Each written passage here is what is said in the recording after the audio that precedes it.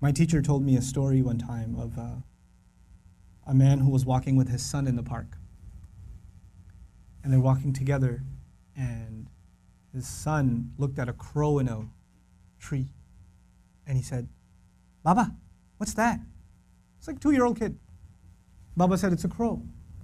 And he said, "Baba, what's that?" And he said, "It's a crow." "Oh, okay." "Baba, what's that?" "It's a crow." "Oh, a crow. What's that?"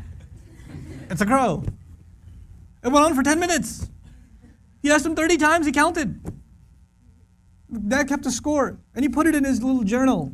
"My son, today we were walking in the park, asked me about a crow 30 times. It was the cutest thing in the world." 30 years go by. The son is not 2, the son is 32. Father calls him, "Son, can I come over?" "Dad, it's not a good time right now." "Son, just bear with me. I just need like 10 to 15 minutes. That's all I need. Just go for a drive. I need to talk to you about something." Whatever. You know what? Okay, fine. So he comes over, gets in the car, they drive over to a park. "What's this about, Dad? Can you tell me quickly? I got things to do." "Just take a walk with me, son. It's okay." I'll take a walk. You'll see a crow in a tree. The dad says, "Son, what's that?" "Seriously, Father? It's a crow." "Oh, son, what's that?" "Is this a game? I have things to do, okay? It's a crow. You can't see, I just got you new glasses last month. Why is this happening to me?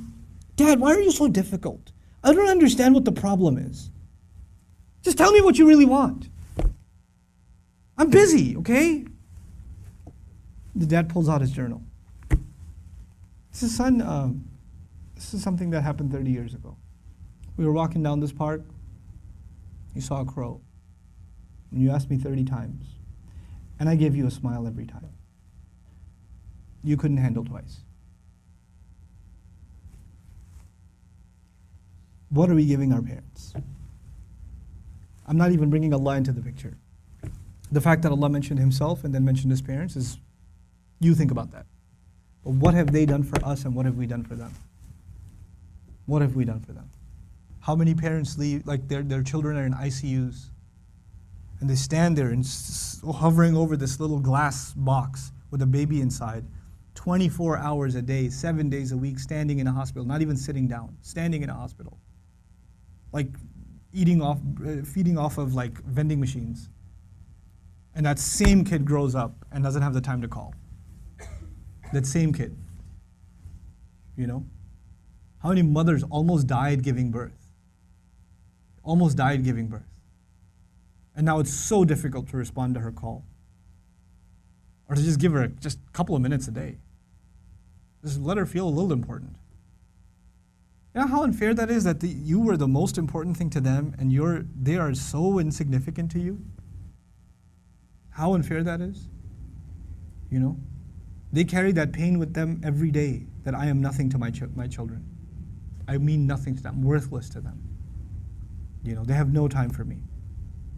When something is worth something to you, it gets your time. Most of you at this age, you want to just get away from your parents. You just want to be with your friends. You want to be on your own. You just don't want to be with your parents. You know? You develop this crooked habit now, and it will only get worse over time. Our parents have very, very, very strong emotions. They're very protective of us. For them, you won't know this until you become a parent. For them, it doesn't matter when you turn 60, you're still their baby. They still remember changing your diaper. They still remember feeding you milk. They still remember burping you and cleaning up after you peed in the back seat. They still remember that. You don't remember that, they remember that. My son won't remember that. I was like, I gotta go. Then all of a sudden he stops complaining. I'm like, oh, time to roll down the windows.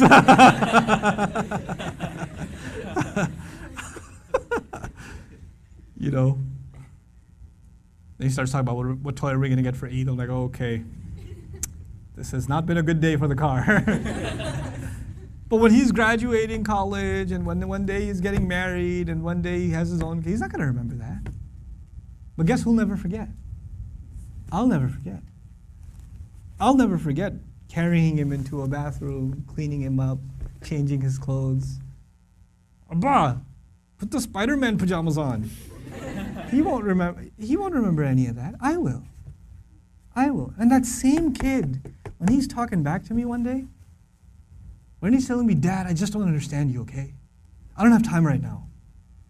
When he does, it's going to hurt, man. It's going to hurt. That's what you do to your parents. That's what I do to my parents. They were our life. They gave up their life for us. Our parents gave up careers for us. Our parents gave up vacations for us. Our parents gave up friends for us. You know that? I know that now. I didn't know that then. They had their entire life planned until you came along. And then you became their plan. You became everything. And you have the nerve. One thing doesn't go your way. You hear one thing you don't want to hear. You snap back at them. It says, we're not even talking about Islam right now. We're just talking about decency, man, just decency. What have they done for you and what you give them back is so unfair. It is so unfair.